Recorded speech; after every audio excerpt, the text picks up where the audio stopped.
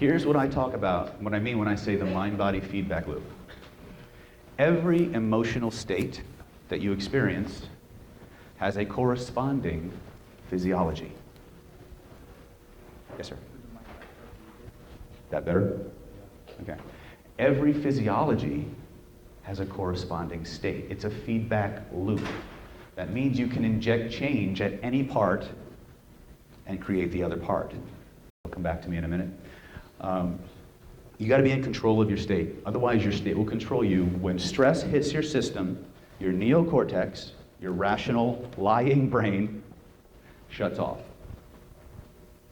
Okay? All deception indicators are stress indicators. When you start to focus on catching someone in a lie, you literally have to, write this down, ignore the truth. Or ignore what's true. You have to become a bulldog in your lust to detect deception. Okay? But you also have to be able to maintain your emotional state. The fastest, most tactical way to do that is through your posture and your physiology, not your willpower. Your willpower is a finite resource. It's based on two things. It's based on the amount of glucose in your system and the amount of sleep that you've had. Anytime you have to suppress an emotional response, you burn up willpower units.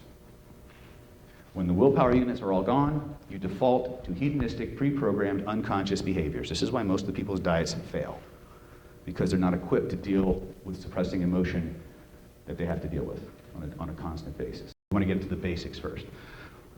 First things first is when you realize that somebody could potentially be lying to you and you want to find out the truth, you literally have to ignore the truth. It's like trying to edit something you've just written. You ever notice that, like after you write something, you go back and you start from the beginning and you try to edit it, you go back and everybody who reads your stuff afterwards find all the shit you missed?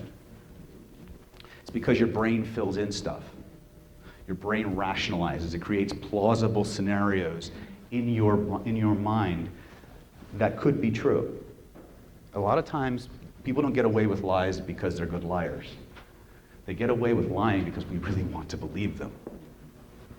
And that's why you have to really make a decision when you're going to start employing some of these tactics. How far down that rabbit hole do you really want to go? What are the relationships? What are the ramifications of pursuing that? Right? A lot of people, and I deal with a lot of people who step outside their marriage on a regular basis and things like that. Trust me, there's a lot of things that we just don't want to know, even though there's part of us that does. Right? So when we make the decision, ignore what's true, focus only on the discrepancies and the inconsistencies, like a pit bull.